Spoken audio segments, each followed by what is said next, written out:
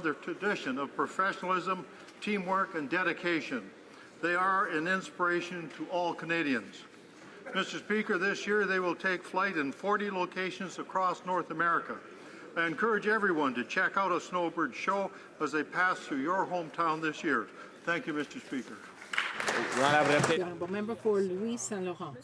Mr. Speaker, I want to share the experience of Marc-André Lacquereur, who was a Canadian in Nepal when the earthquake struck. His sister, Karine Dionne, was very determined to help her brother. Of course, such a disaster is not something we can foresee. It's out of our control. But a G7 country should have a more organized response than Canada did. Like a lot of other Canadian families, Karine faced a lack of understanding and no affection action. It was difficult to get service in French. The voice box was full, voicemail was full, there were no concrete answers, and so on. Now Marc-André is in New Delhi, and he got help from Chile, Colombia, and other countries. Now he is safe, but it was because of his survival instincts and his sister's determination and international help. So they want an emergency telephone line. Of course, we are with all of those who were affected. Yeah. Mr. Speaker, our thoughts and prayers continue to be with all those affected by the earthquake in Nepal. I am proud of Canada's strong and quick response. Our government immediately responded to the emergency with a $5 million contribution to provide life-saving assistance. Foreign affairs officials worked tirelessly in order to ensure that any Canadians affected by the earthquake were safe and accounted for. Many Canadians have been evacuated from the region by the Canadian forces. This past weekend, we announced that a full DART team will be deployed to the region. As requested by the Canadian Nepali community, our government has created the Nepal Earthquake Relief Fund, a matching fund where the Government of Canada will match individual donations. As the president of the non-resident Nepali National Coordination Council and resident of my riding, Anil Thapa, said, "This is a time for all of us to support the distressed people in Nepal, their families in Canada, and all over the world." Mr. Speaker, I encourage all Canadians to give generously to earthquake relief in Nepal. The honourable member for St. Paul's. As we celebrate the 7th anniversary of the liberation of the Netherlands from the unspeakable evil of the Nazi regime, we pay tribute to the bravery and sacrifice of the 175,000 Canadian soldiers who played such a pivotal role. My father, Sergeant Jack Bennett, was in Major Conn Smythe's 30th Battery, and after landing at Juno Beach, fought in the Battle of Normandy and the Battle of the Scheldt, and then defended the bridge at Nijmegen. When I was 19, I stayed with the Dutch family that billeted my father during the war, and I experienced firsthand the bond that these events forged between our two countries. They took me to Grosbeek Cemetery. I walked between the gravestones with the engraved maple leaves. I was struck by just how young so many of those 7,600 Canadians had been when they gave their lives in the defense of freedom. May the tulips on Parliament Hill always remind us of the ultimate sacrifice of those brave men and women 70 years ago. And may every day we honor and support the current members of our armed forces who continue to serve in harm's way. Here. The honourable member for Renfrew, Nipissing, Pembroke. Mr. Speaker, the Upper Ottawa Valley is known for its unique style of Canadian culture. From fiddle players in the remote logging camps, our brand of rock and roll, to country star Jason Blaine. Music is in our blood. So it is with great sadness that I mark the passing, after a courageous battle with cancer, of Peter, Sab to his friends, Sabourin, King of the North. Sab rocked with the likes of Dr. HoC, April Wine, Downchild Blues Band, Rockin' Ronnie Hawkins, and Chris Christopherson. In recent years, Sab had moved back to his grandfather's farm in the Ottawa Valley, where I got to know him as the driving force behind Sabstock, a weekend-long celebration of rock and roll, and his Thanksgiving jam for the food bank. Sab made himself a household name for music fans from North Bay to Timmins to Thunder Bay and all stops in between. Sab lived life to its fullest and left us far too soon. The show will go on with this year's Sabstock on the farm from July 3rd to July 5th. To his widow Tina, his daughters Chessa and Talia, may you all be together one day on the far side banks of Jordan. The honourable member for Montmagny is without a doubt one of the most dynamic towns in Chaudière-Appalaches. People have a great deal of activity going on at the municipal level. There are business people, organizations, and there have been some recent initiatives I want to tell you about. We have a new municipal library. We had a fashion show that raised $14,000. We have a foundation, the Hélène Caron Foundation, that is raising money to help people with palliative care. Soon, we will have a new Ford dealership, Frégette Ford, which will be a new dealership, and there are already many other dealerships, Honda, Toyota, Kia, and so on. So it's one of the best places to buy a car in southern Quebec. So I would invite all Canadians to visit Montmagny this summer to see its history and beauty. Thank you. Member for Edmonton East. Mr. Speaker, this year makes 5 that have passed since my sister Sue received the gift of freedom of renewed life's normality. She was a recipient of a kidney, which has allowed her the fullness of daily living since. Sue's dialyzing for hours every day is for her and her family but a distant and fading memory. This gift 5 years ago was a godsend to my eternally grateful sister, as well as a blessing to her loved ones and friends who all silently prayed for her day of liberation to come. We joined in one voice to thank the medical doctors, donors, and the families who selflessly contributed to this extraordinary gift in such a moment of grief. Organ donation is truly a liberating gift, removing the shackles that bind one to a machine, and indeed, many times giving life itself. On this, the 4th day of May, I thank all donors everywhere, and knowing that my sister Sue will have a happy birthday today. The honourable member for Newmarket Aurora.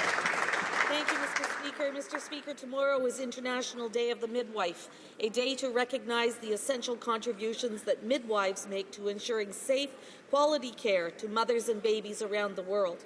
Midwives in Canada are represented by the Canadian Association of Midwives. Their organization provides leadership and advocacy for midwifery as a regulated, publicly funded, and vital part of the primary maternity care system. Our government's renewed commitment to maternal, newborn, and child health will continue to help train midwives internationally and increase women's access to quality midwifery services. In June 2017, Canada will host the International Midwives Global Midwifery Conference in Toronto. It will be an opportunity to demonstrate Canada's contribution internationally and how vital midwifery is to our healthcare system domestically. On the International Day of the Midwife, please join me in celebrating the profession of midwifery and in thanking midwives for the health services they provide. The honourable member for Halifax. Happy May Day, Mr. Speaker. May Day celebrations in Halifax and Dartmouth are in full swing thanks to the organizers of Mayworks Halifax. The goal of the first Mayworks Halifax Festival in 2009 was to build bridges between workers' organizations and artists' organizations throughout the Halifax region to create a fun, entertaining festival that would engage people in both a cultural and political way, and to build capacity in the labor movement, training new activists and creating new coalitions. Well, that was 3 years ago, and today the festival is eagerly awaited by activists, artists, and socially engaged audience members throughout the region. Events include the Real Justice Film Festival, plays like How Often Do I Dream?, a workshop on the future of precarious work, and Stand Up, a mixed-genre performance inspired by the life and legacy of Viola Desmond. Thank you to the Halifax and Dartmouth District Labour Council for helping to build a culture and a society that celebrates and recognizes the history and struggle of working people in Nova Scotia. The honourable member for Etobicoke Centre. Thank you, Mr. Speaker. Mr. Speaker, ISIS is a brutal death cult that carries out unspeakable atrocities against children, women, and men. They have specifically called for brutal attacks against Canadians here at home. On behalf of my constituents in Etobicoke Centre, I wish to thank the men and women of the Canadian Armed Forces that are far from home and are working to stop this death cult. They stand on guard to protect us all.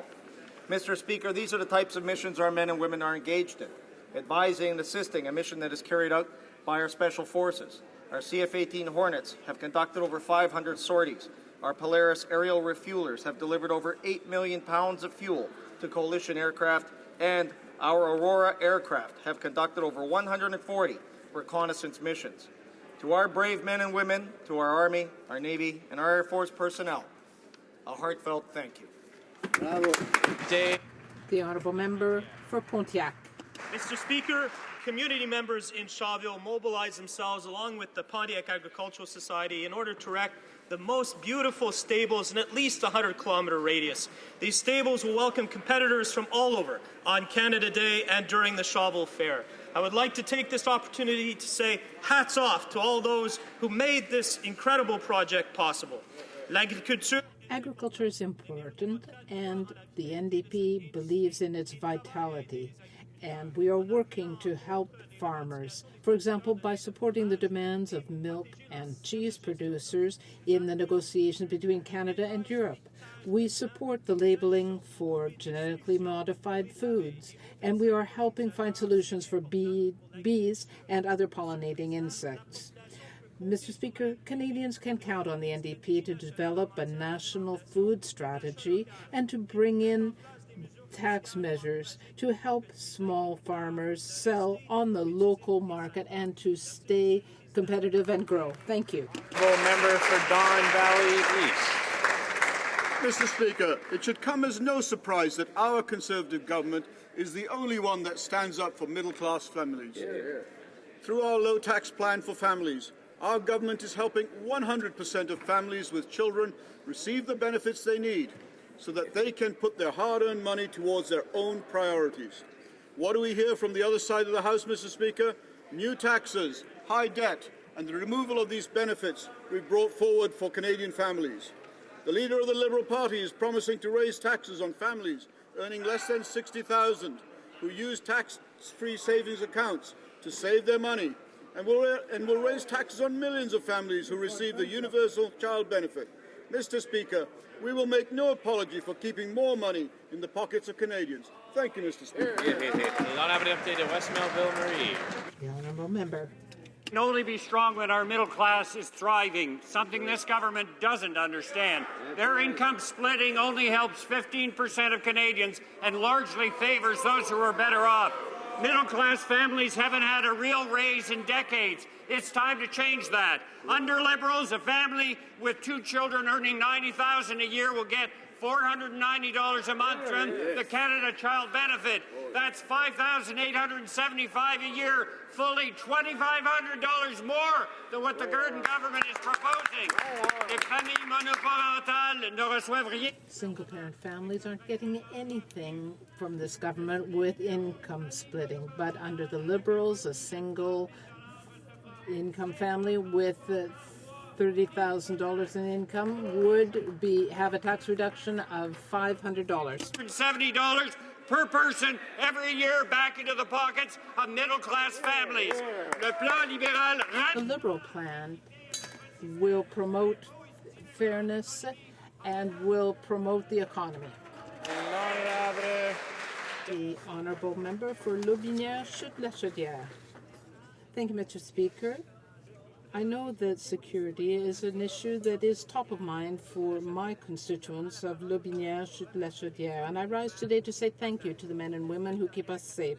Last week, 95 Canadian Armed Forces personnel returned home from Operation Impact. All of them were deployed since the start of our operations in October last year. The fight against the death cult ISIS continues. Approximately 600 armed forces personnel are deployed, which includes various staff.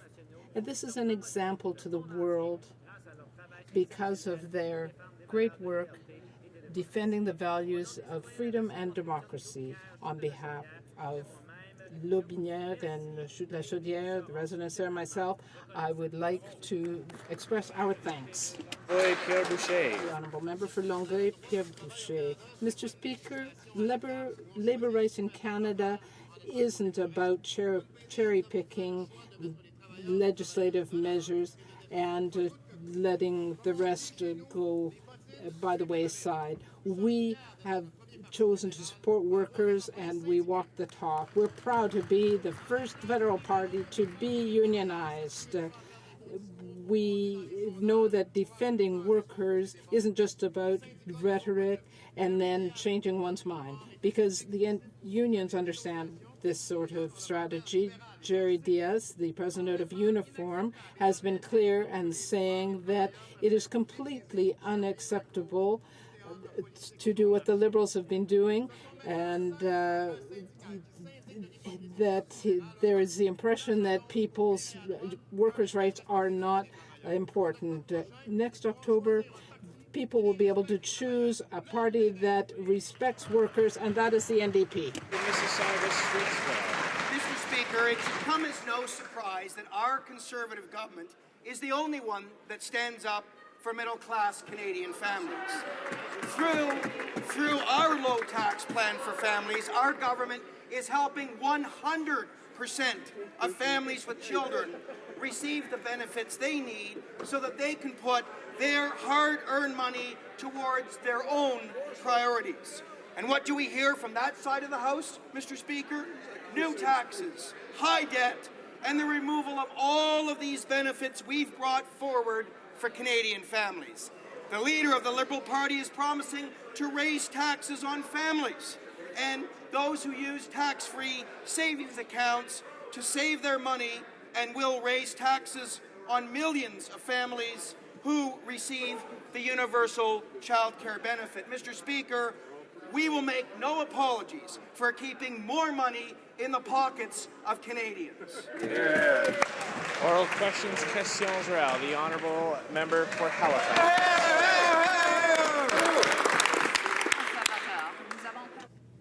Mr. Speaker, on the Conservatives' watch, Canada has shed 400,000 well-paying jobs in the manufacturing sector alone.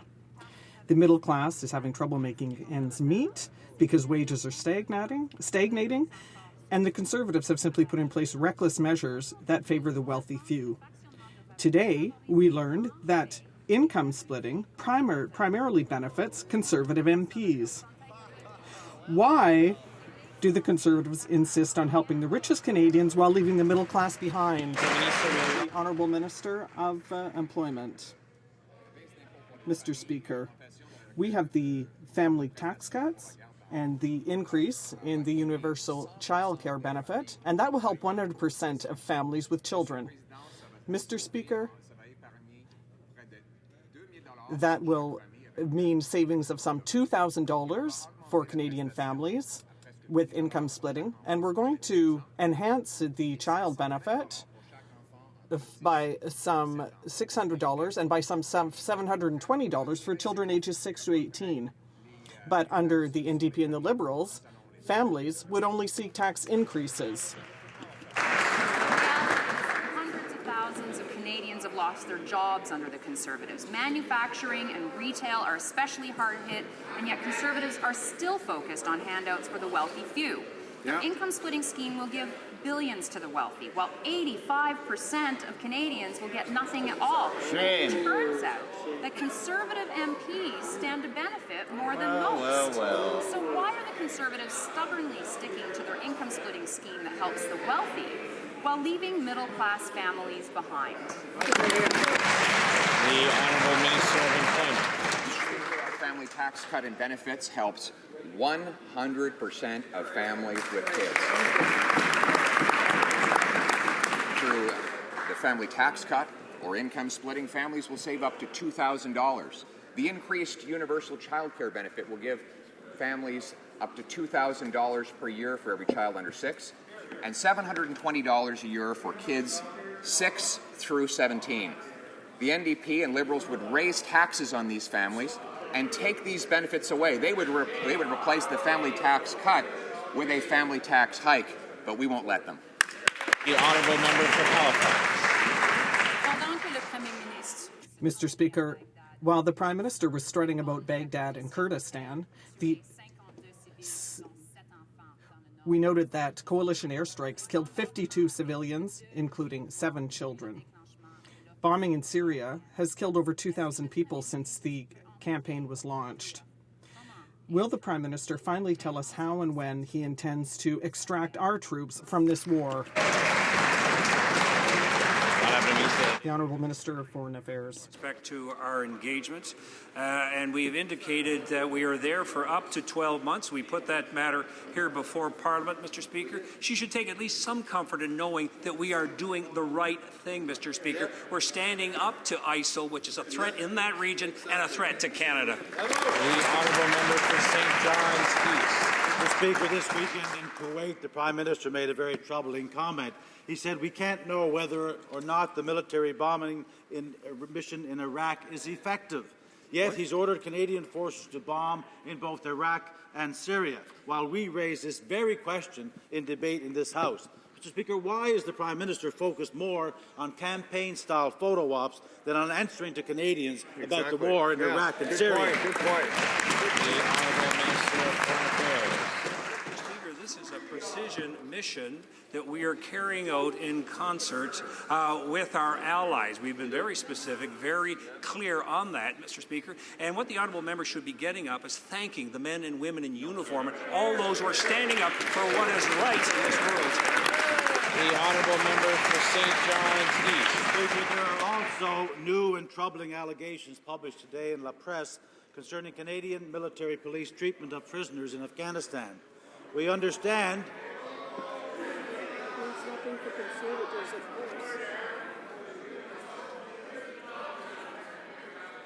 Order. The honourable member for St. John's East has the floor. I'll ask members to come to order so we can hear the question. The honourable member for St. John's East. Mr. Speaker, we understand the Military Police Complaints Commission is looking into this matter, the same commission that the Conservatives stonewalled in the past incidents involving Afghan detainees. Was the then Minister of National Defence made aware at the time of these instances and the investigations that took place in 2011, and what was done about it? Hear, hear. The Honourable Parliamentary Secretary, Minister of National Defence. Mr. Speaker, our government takes all allegations of inappropriate conduct or abuse very seriously. We have been informed that this case was investigated several years ago by the Canadian Forces National Investigative Service, and they found that there was no mistreatment of Taliban prisoners. On April 18, 2011, after a thorough and complete investigation, the Canadian Forces National Investigation Service concluded that the evidence did not warrant the laying of charges. Honourable member for Beausejour. Mr. Speaker, middle-class families are tired of being ignored by this government, and they are asking for help. And that's exactly what the leader of the Liberal Party proposed today by offering Canadian families tax-free benefits that will primarily help the middle class. This is in stark contrast to the Conservatives' plan. Their increase of the tax-free savings account and their income-splitting scheme favor the wealthy few. Why do the Conservatives insist on offering more assistance to those who need it the least? The Honourable Minister of Employment. Mr. Speaker, the Liberal leader has said that he would increase taxes on people who earn less than $60,000 a year. Now, many people who maximize their TFSA deposits earn less than $60,000, so they will not benefit from the Liberal Party's announcement. They want to increase taxes on family. They want to eliminate the universal child care benefit. Families trust us, Mr. Speaker, because we help them out. Member for Wascana. Mr. Speaker, it's clearly possible and desirable to have one comprehensive and better Canada Child benefit, one that is more fair and more generous than that which exists today, one that supplies a bigger, rock-solid monthly check, absolutely tax-free, to all middle-class families and all those working so hard just to get there. But this government is preoccupied with benefits to high-wealth households, which means those in the middle and at lower income levels get shortchanged. Why not fix that? Why not be fair? The Honourable Minister of Employment. Mr. Speaker, the Liberal leader announced today that he'll raise taxes on people earning less than $60,000 a year.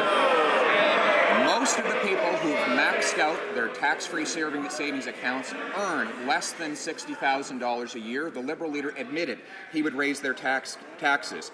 Mr. Speaker, he would replace our family tax cut with a Liberal family tax hike, including on low and middle income households. Finally, he announced that he'll get rid of the universal child care benefit, which Liberals have long said parents simply blow on beer and popcorn. Mr. Speaker, they'll take money out of the pockets of families. That's the Trudeau tax.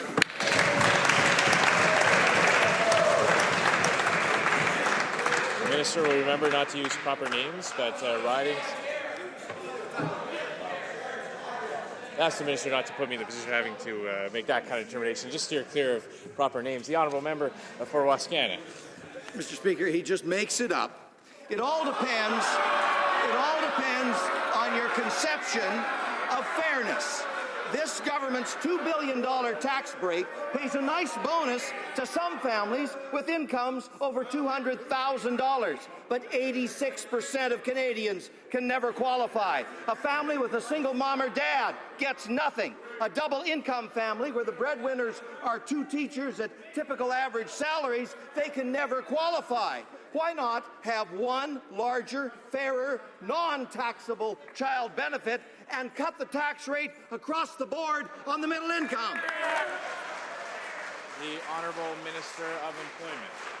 That is not what the Liberal leader proposed.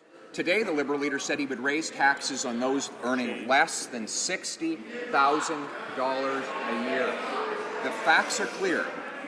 Most of the people who max out their tax-free savings accounts earn less than $60,000 a year. The Liberal leader announced he would raise their taxes. He would replace our family tax cut with his family tax hike, including on low and middle income families. And finally, he admitted that he will scrap the universal child care benefit, which Liberals have long said is wasted on beer and popcorn. Mr. Speaker, we will not let them do that. The honourable member for Abitibi-Témiscamingue. Today, La Presse reports that Canadian military police behaved unacceptably towards prisoners in Kandahar. The events allegedly occurred in December 2010 and January 2011, and now a new complaint has just been filed. Apparently, an investigation has already been conducted, but no accusations were made. This is troubling to say the least, given the behavior in question. We heard that the minister was informed at the time, and so is there a report on these events? And if so, when can we expect that information? The Honourable Parliamentary Secretary. Speaker, as I already said, we take these allegations of inappropriate conduct and abuse very seriously. We've always been committed to ensure that individuals detained by the Canadian Armed Forces are handled and are transferred in accordance with international law. And members of our armed forces are consistently demonstrating tremendous professionalism, in particular with respect to protecting and promoting human rights. I am very proud of our members of the Canadian Armed Forces and the great work that they're doing around the world. The honourable member for Abitibi-Témiscamingue. Yesterday, the Minister of Immigration confirmed that the government still had not received the report or reports concerning the tragic death of Sergeant Doireau on the front lines in Iraq. At the same time, the Chief of Defence Staff, General Lawson, said that battle fatigue on the part of Kurdish soldiers played a role in the death of our Canadian soldier. Will Canadians one day learn the truth of the circumstances surrounding the combat death of Sergeant Doireau, and when will these reports be made public? Honourable Parliamentary Secretary. Prayers continue to be with the family and friends of Sergeant Doireau during this very, very difficult time. As the Chief of Defence Staff just stated, these reports will be publicly released very shortly.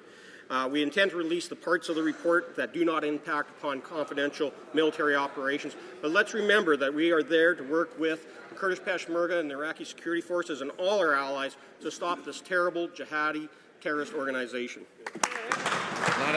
The honourable member for Alfred Pellan. The appointment of two new individuals, competent though they may be, to the Security Intelligence Review Committee doesn't solve anything, Mr. Speaker. One of the major problems with Bill C-51 is the additional powers granted to CSIS that are not accompanied by an adequate, independent oversight mechanism. The committee in its current form provides review after the fact, not oversight, to ensure that our rights are protected. Does the minister understand the difference between review and oversight? The Honourable Minister of Public Safety.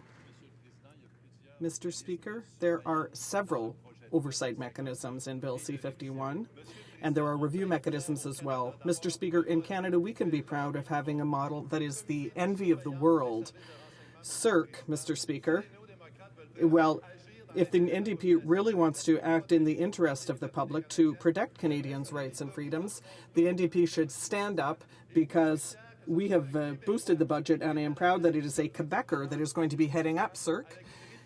And he has an impeccable reputation, and he will ensure that we continue to protect Canadians. The Honourable Member.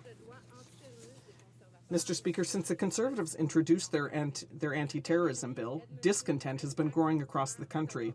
Calgary, Edmonton, Halifax, Vancouver, and Ottawa, thousands of Canadians have demonstrated against Bill C-51. Aboriginal communities, unions, business people, and experts from all backgrounds are telling the Conservatives that this bill is needless and dangerous. Even 4 former Prime Ministers are worried about the lack of an oversight mechanism. How can the Conservatives and Liberals continue to support such a controversial bill? The Honourable Minister of Public Safety. The only real question, Mr. Speaker, is after hours of debate, after witnesses, members of the Muslim community, the sister of Warrant Officer Patrice Vincent, they came before committee to ask us to give tools to our police forces to protect us against the terrorist threat. So the question is, why is the NDP opposing reasonable and sensible measures to protect the Canadian public? I'm proud of being part of a government that cares about Canadian safety. The Honourable Member for Nanaimo College. Well, Mr. Speaker, HoC is a review body, not an oversight body. Judges will give CSIS warrants, but who will make sure that CSIS respects these warrants? For months, we've heard experts, First Nations, business people, Canadians from across the political spectrum all saying the same thing. Giving CSIS sweeping new powers without providing any independent oversight is a dangerous mistake. How is it possible, after everything we've heard, that Liberals and Conservatives continue to stand in their places and vote in favour of a bill that they know is wrong? The Honourable Minister of Public Safety. Mr. Speaker, as the Neo-Democrat dare to read and understand Bill C-51, Mr. Speaker, they would have realized, Mr. Speaker, that there are so many checks and balances. Every time the right of Canadian could be infringed, Mr. Speaker, the RCMP or CSIS will have to seek a warrant and the consent of the Attorney General, Mr. Speaker. And there is an oversight body, Mr. Speaker, for which we are doubling the funding, Mr. Speaker. What are waiting the NDP to get on board and take the measures necessary to protect Canadians? Mr. Speaker, this government has made it harder and harder for seniors to retire in dignity. They've raised the age of the old age security and offered an increase at the same time to the tax-free savings account that will mostly benefit wealthy Canadians. Meanwhile, almost 90% of Canadians want to see the Canada Pension Plan benefits expanded, a policy that would help the growing number of seniors who just don't have enough savings to retire. So why is this government blocking all attempts to expand the Canada Pension Plan? Mr. Speaker, the NDP should actually read the facts, because if they did, they would know that almost 2/3 of those who have maxed out their tax-free savings accounts earn less than $60,000 a year. They are seniors who might downsize their homes and have some proceeds from the sale to put aside for a tax-free income. Mr. Speaker, they are people who have a small inheritance from a deceased loved one. We are allowing them to keep more of their money to save it and grow it.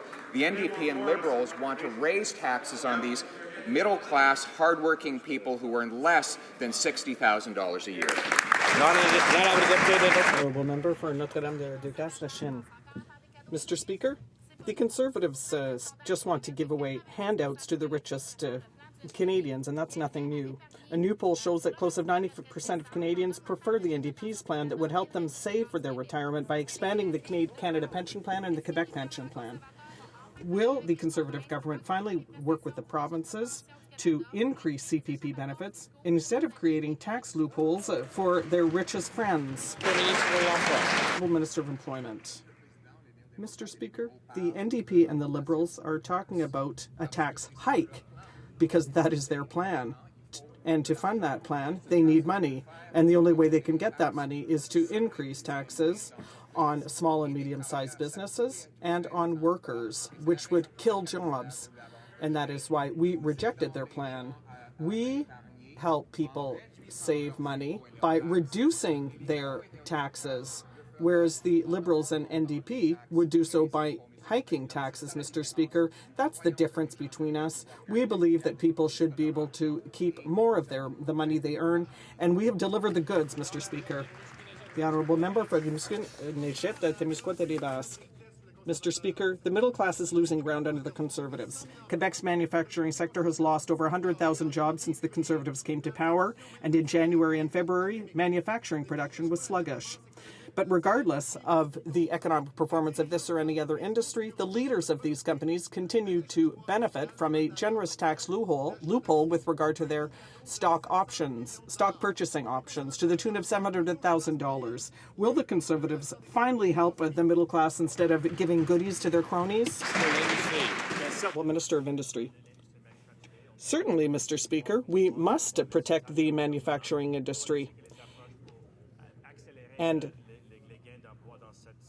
that is why we put in place the accelerated capital cost allowance. That was in our budget 2 weeks ago, and we put in place a project that had the support of the Manufacturers and Exporters of Canada, who said that our economic action plan has many important measures for investment and will have a beneficial impact on the manufacturing industry. We're doing everything we can to help promote and create jobs in all regions of Canada in manufacturing. The Honourable Member for Skeena Valley. Thank you, Mr. Speaker. Well, last week another 1,000 auto workers were told they'd be out of a job, tragically joining the more than 400,000 manufacturing workers in this country who have lost their jobs just since the Conservatives took office. Yet rather than helping out working and middle-class Canadians, the Conservatives are stubbornly insisting on maintaining a $700 million tax loophole for CEOs. Now, Conservatives believe in income splitting for the wealthiest 15%. New Democrats believe in affordable childcare. Conservatives believe in loopholes for their CEO buddies. New Democrats believe in giving working-class Canadians a break. When are Conservatives going to get on side and help out middle and working-class Canadians? The Honourable Minister of Industry. Well, of course, Mr. Speaker, that is not true. And specifically, he opened his question talking about those people in Oshawa and GM who lost their jobs. Of course, Mr. Speaker, we feel terrible for those who have lost their jobs. But, we have an obligation as a government to ensure that we have a competitive auto industry going forward, Mr. Speaker. And that's why we put in Budget 2015 the Automotive Innovation Strategy to support the supply chain. We have the Auto Innovation Fund as well, Mr. Speaker. And we have, of course, free trade agreements that are going to allow for automobiles that are assembled and made in Canada to be sold all over the world. And we do look forward to GM continuing to grow in Canada as they have committed to do in Oshawa and elsewhere as we move forward with the best policies possible. Honourable Member for Bourassa. Mr. Speaker, middle-class Canadians are having trouble making ends meet, and the Conservatives are ignoring them. Delivered 2 months late, the Conservatives' budget still offers nothing for economic growth and nothing for job creation. The Conservatives insist on giving gifts to those who need them the least. So, Mr. Speaker, instead of helping out the middle class, why do the Conservatives continue to give money to the richest Canadians? The Honourable Minister of Employment. Mr. Speaker, the Liberals believe that people who earn less than $60,000 per year are too rich. The Liberals believe that by hiking taxes on people who earn that money is a good idea, because we have seen that those are the people who maximize their contributions to the TFSAs. The Liberals want to eliminate these benefits, and they will attack the savings of people who earn less than $60,000 per year. It's terrible, Mr. Speaker. Mr. Speaker, middle-class Canadians are struggling, and the Conservatives continue to ignore them. After months of delays, they finally tabled a budget with clearly no plans for growth or for jobs. Instead of fairness for middle-class Canadians, Conservatives are choosing instead to target those who need it the least. Why do the Conservatives insist on giving wealthy Canadians the break while not doing anything to help middle-class Canadians. The Honourable Minister of Employment. Mr. Speaker, the Liberals believe that anyone making even less than $60,000 a year is rich. And the Liberals say they admit that they want to raise taxes on these people by scrapping the expanded tax-free savings accounts. Almost two-thirds of people who max out their tax-free savings accounts earn less than $60,000 a year. It's them that we are helping by expanding their tax-free savings accounts. It is them that the Liberal leader would target with his tax increase that he announced today, Mr. Speaker. That is the Trudeau tax.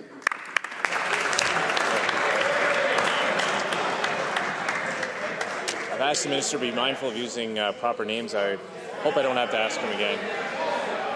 It does lead to a great deal of disorder. The Honourable Member for Westmountville Marie. Mr. Speaker, all the talking points in the world won't hide the fact that the Conservative plan is fundamentally unfair, ignores the middle class, and gives the most benefits to the wealthy. Whether it's the rise in the TFSAs paid for by raising the retirement age to 67, to income splitting, which only benefits 15% of Canadians, or monthly child benefits that go to the wealthy, Conservatives choose to help those who need it the least. Why is the Conservative priority the wealthy instead of the middle class and those trying to join the middle class? The Honourable Minister of Employment. Mr. Speaker, those earning less than $60,000 a year are the middle class. And that is why we have cut their taxes by allowing them to contribute more to their tax-free savings accounts. Those are the people, two-thirds of those who've maxed out their tax-free savings accounts earn less than $60,000 a year. The Liberal leader would raise their taxes. They would replace the Conservative family tax cut with a Liberal family tax hike. And they would strip away the universal child care benefit because Liberals have long believed that parents simply use that money for beer and popcorn. Mr. Speaker, we put money in the pockets of parents. The Honourable Member for Châteauguay-Saint-Constant. The government is pleased to lay out millions of dollars to commemorate wars, but when the time comes to take care of our veterans, well then they cut, and then they cut some more. Under the Conservatives' government, veteran services have been reduced. Service offices have been closed in the regions and support staff has been shown the door. It's not surprising that one-third of veterans are not satisfied with the services provided by the department. Why does the government not treat our veterans with the same respect that they deserve?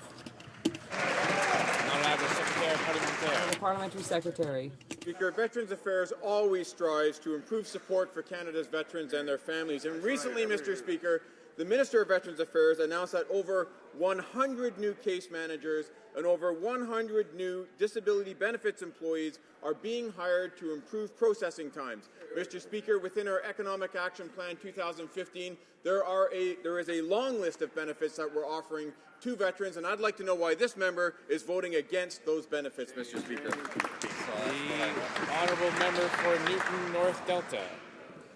34% of veterans surveyed by the Royal Canadian Legion say that they have been poorly served by the Department of Veteran Affairs.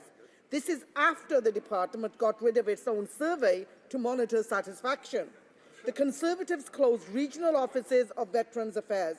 They took veterans to court and spent hundreds of thousands of dollars in the process. When are we going to see an action plan to expand and improve services and to reopen those offices? The Honourable Parliamentary Secretary. The reality is, under our government, we have opened 600 new access points for veterans to service Veterans Affairs Canada benefits. In addition, Mr. Speaker, we've opened 9 new offices to provide new mental health support to veterans and their families. And the Minister just announced recently the hiring of 100 new case managers and over 100 new disability benefits employees. Mr. Speaker, why are the NDP turning their backs on veterans when it comes time to vote for important new measures like the ones we're announcing? The Honourable Member for Parkdale High Park. Well, thanks to Conservative economic mismanagement, Ontario's affordable housing waitlist has hit a record high. More than 168,000 households are now waiting an average of 4 years for affordable housing. 78,000 of those households are in Toronto. It's yet another indicator of the growing inequality in our country.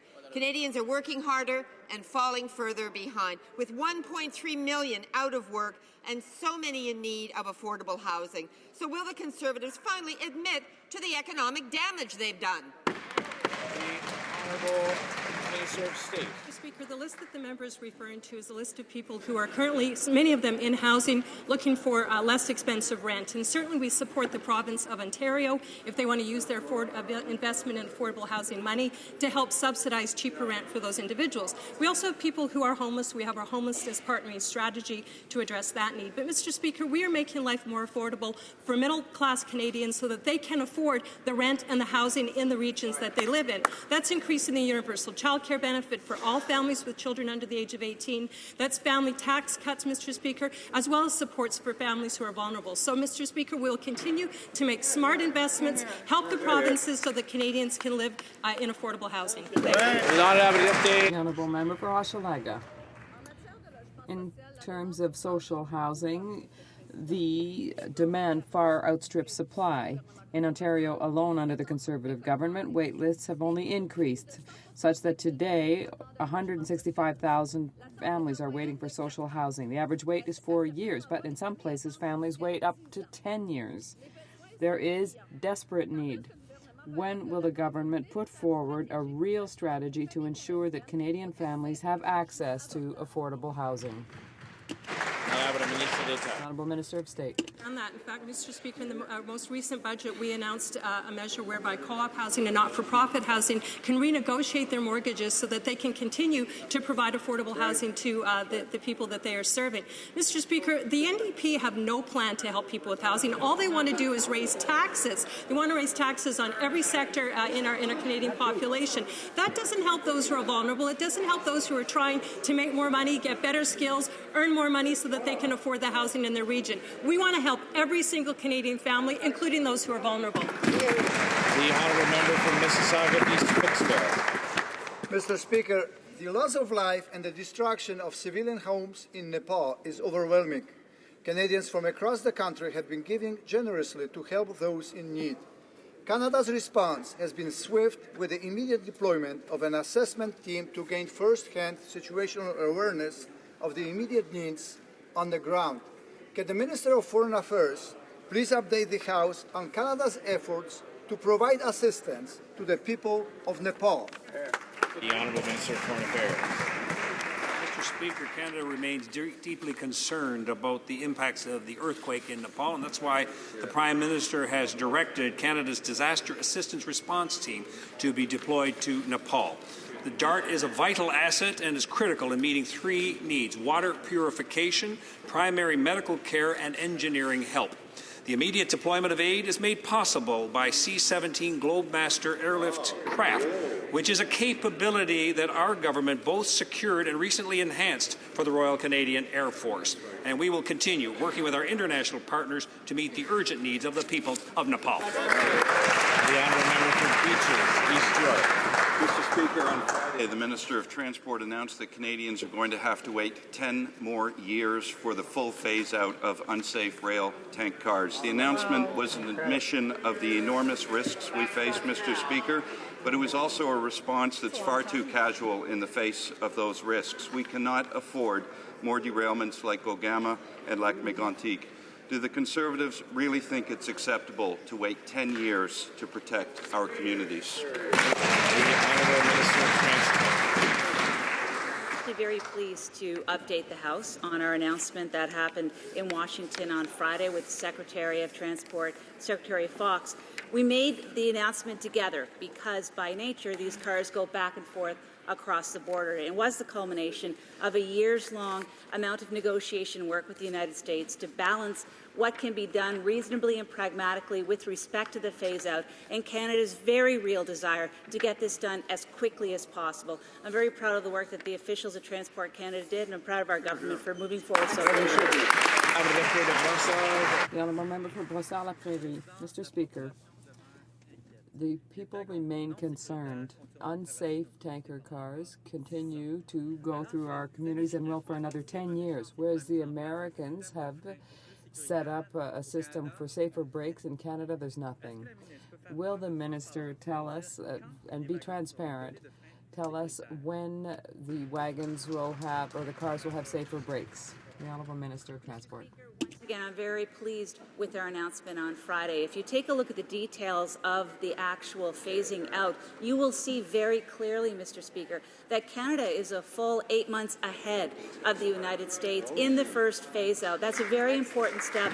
We said we would adhere to April 2017, and indeed we will be doing so, Mr. Speaker.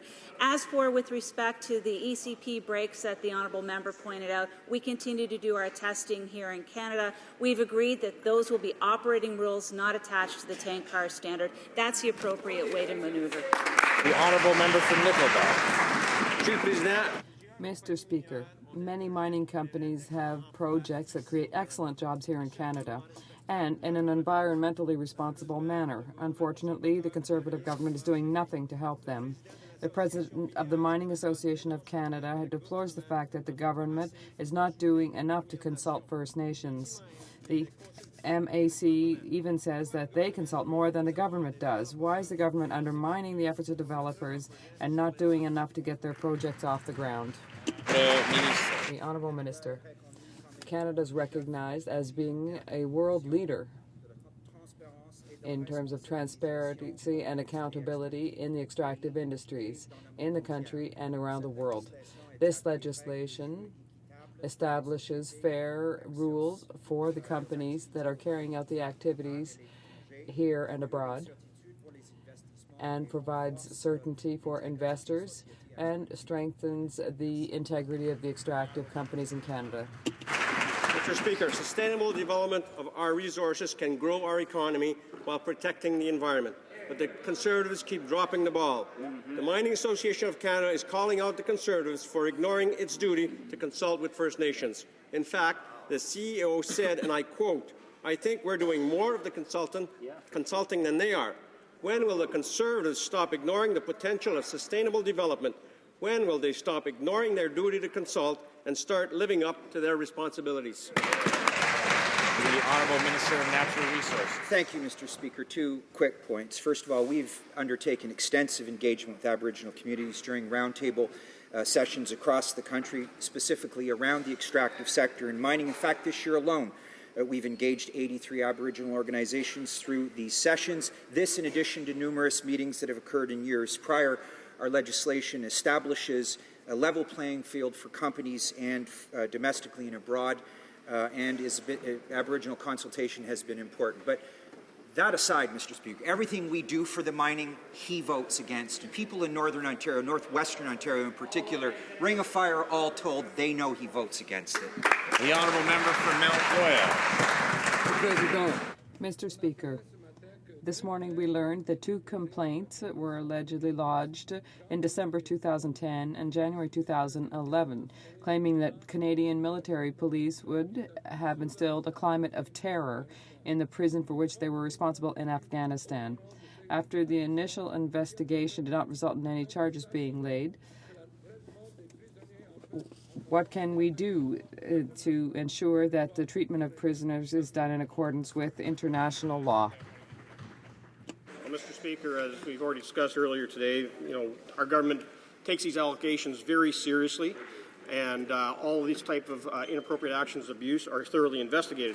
And the Canadian Forces and National Investigative Service found that there was no mistreatment of these Taliban prisoners and that they decided that there was no grounds to lay charges. I want to congratulate all our members of the Canadian Armed Forces who are currently deployed in protecting Canada and those veterans who served in Afghanistan. The Honourable Member for Vancouver Quadro.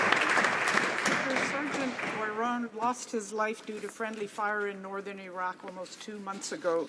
It was only through media leaks that we learned that 3 investigations are now completed, as well as a few details about what happened that terrible night. Lack of transparency is this government's hallmark, but disclosing through selected leaks and not directly to Parliament and Canadians is very disrespectful of Sergeant Moiron and his family. Will the minister commit to release these reports and appear before the Defence Committee to discuss them? The Honourable Parliamentary Secretary. Well, Mr. Speaker, the Canadian Armed Forces have chosen to conduct a summary investigation into Sergeant Warren's death. It is thorough, but it's much less time-consuming and will allow the Canadian Armed Forces to make any required changes much faster than through a normal Board of Inquiry would follow. Now, they have also, on top of these two investigations, the United States, the coalition leader in Operation Impact, are also doing an independent investigation that will inform our investigations, and we will release those publicly very shortly. The Honourable Member for Ottawa Centre. Mr. Speaker, access to information requests show IT contracts at Foreign Affairs frequently exceed budgets. According to La Presse, a $62,000 contract ended up ballooning to, get this, more than $400,000. And a $1 million contract, well, it exceeded almost double the costs that was budgeted. This is on top of an internal investigation into IT consultants fabricating timesheets. Why is this government throwing money at high-priced consultants? And what happened to transparency? What happened to oversight? Where's the accountability from this government? The Honourable Minister of Foreign Affairs. What the honourable member suggests is completely false. The contracting process across government often includes option years which have a value of $0 up until the point that the option is actually exercised. Actual contract expenditures are always reported through the usual parliamentary processes such as public accounts and the quarterly financial reports, Mr. Speaker. I know that's upsetting to the honourable member, but that's the way it works. The Honourable Member for Sainte-Marie. It's simply nonsense, Mr. Speaker. Not only are many IT contracts awarded by the Department of Foreign Affairs going beyond the initial expected costs, additional charges are often superior to the cost of the initial contract. For example, there was a contract for $1.13 with an amendment of $770,000. What is a contract of $1.13 anyway for a pack of gum? Can the minister tell us if this is abuse, favoritism, or quite simply bad Conservative management? Honourable Minister. Any of those, the honourable member has got it completely wrong. And there are processes in place, Mr. Speaker, and as I indicated, all expenditures are reported through the usual parliamentary processes, the main estimates, public accounts, quarterly financial reports, Mr. Speaker. Oh, they don't read them? Oh, I guess, well, if you don't read them, Mr. Speaker, then you wouldn't know about them.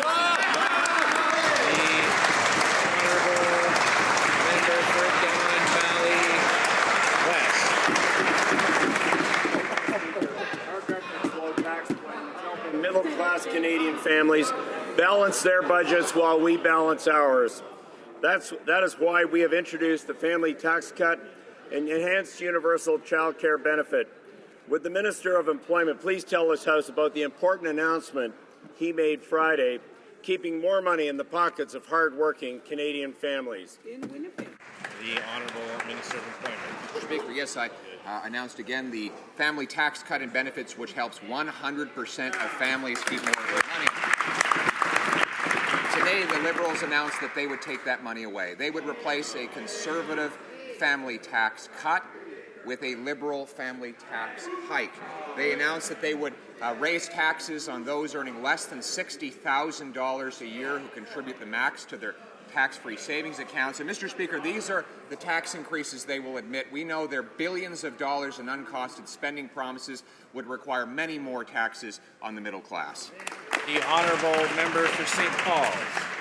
Mr. Speaker, last night I joined hundreds of Canadians at the Candlelight Vigil in Toronto to remember and honour the victims of the recent devastating earthquake in Nepal. During the ceremony, the Nepalese community urged the federal government to commit to 3 concrete actions.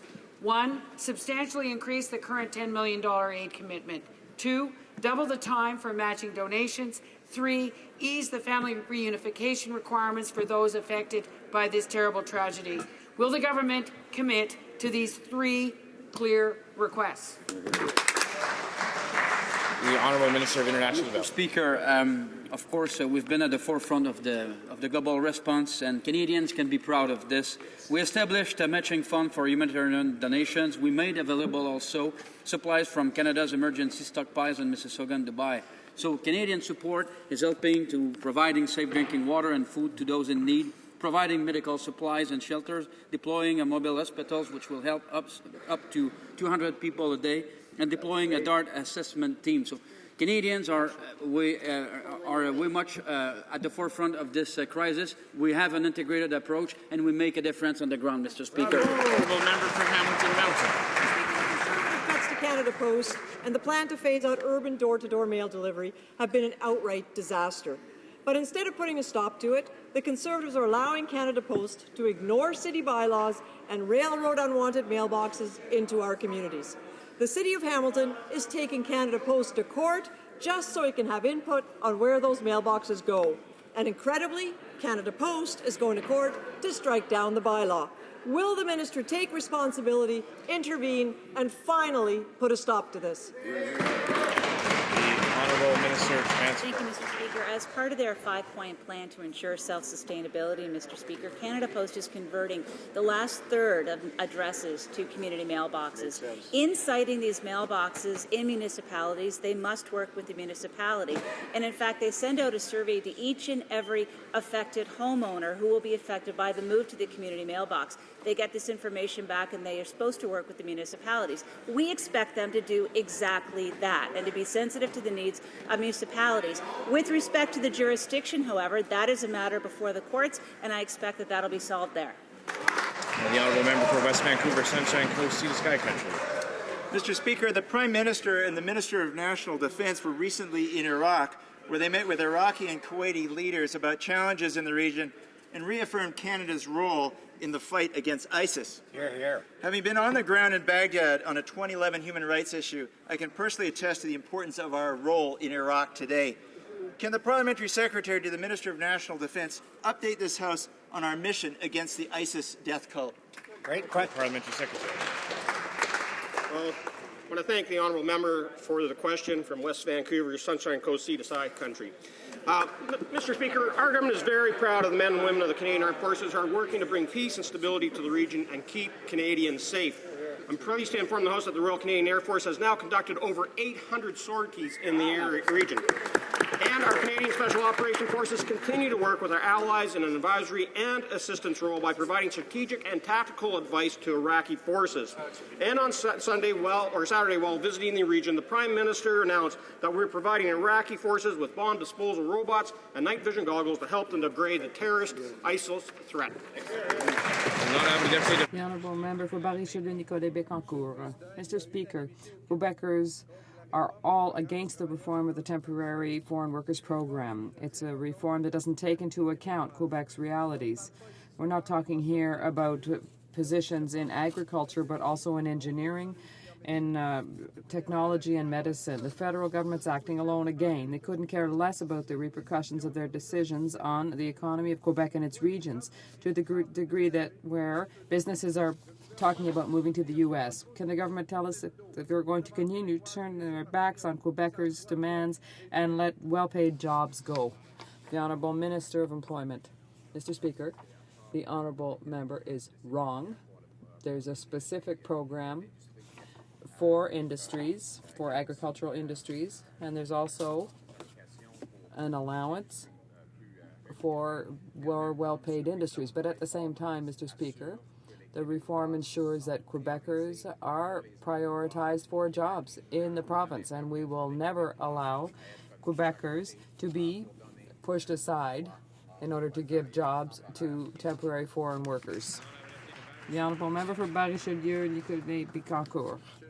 Mr. Speaker, the government and the National Assembly, the Minister of Labour, and labor leaders, the unions, university people, research centers, all are saying that the government is on the wrong track. Will the government, particularly the minister, will he understand that the way in which he is acting, he claims to be the only one who knows what's going on?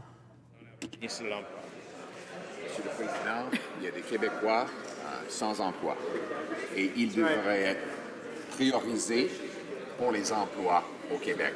Peut-être le Bloc, les libéraux fédéraux et les néo-démocrates croient que ces Québécois devraient être mis à côté pour les travailleurs étrangers temporaires, mais nous allons protéger les emplois pour les Québécois.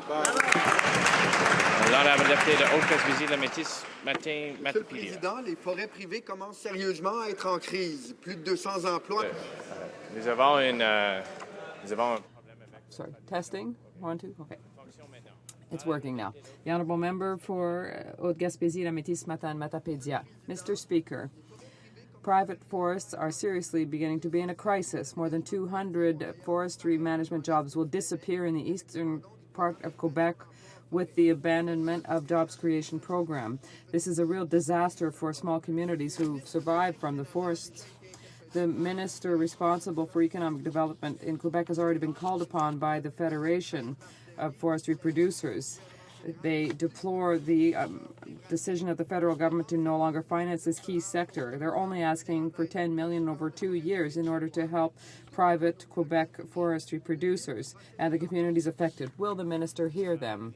The Honourable Minister of Infrastructure. Mr. Speaker, never in the history of the country, never has a government done more for the forestry industry, Mr. Speaker. We've done this without increasing taxes.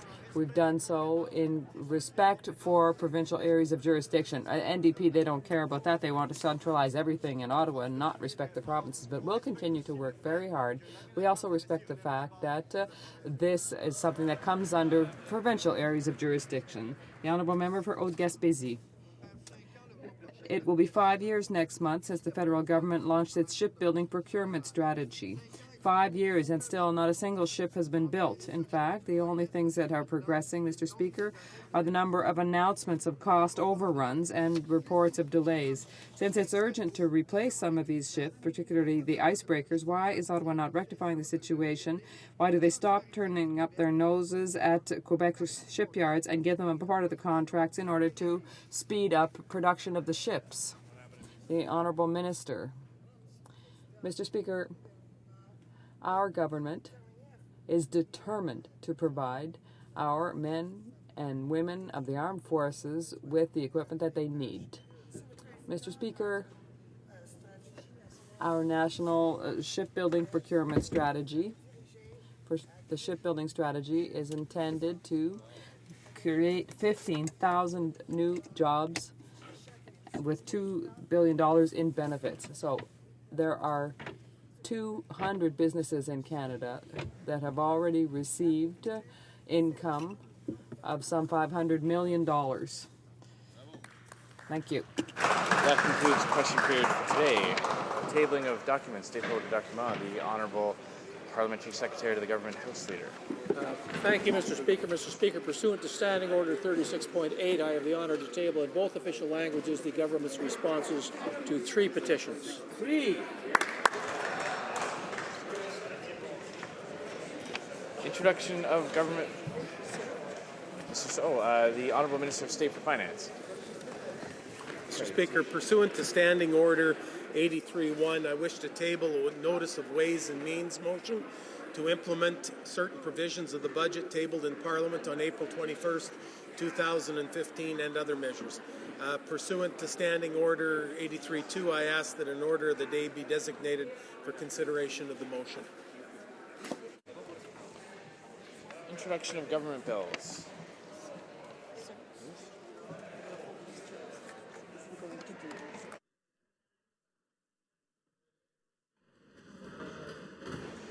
Introduction of government bills.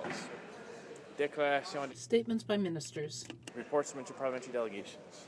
Presenting reports from committees, the Honourable Member for Lambton, Kent, Middlesex.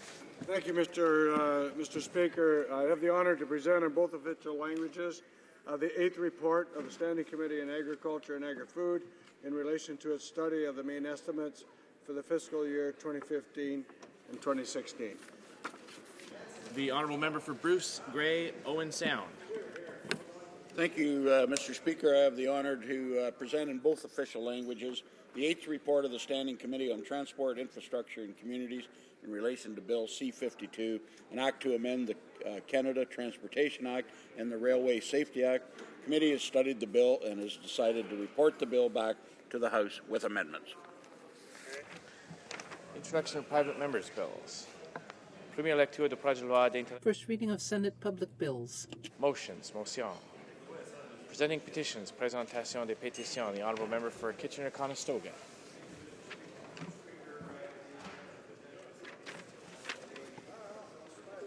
All of them dealing with the same material. A CBC document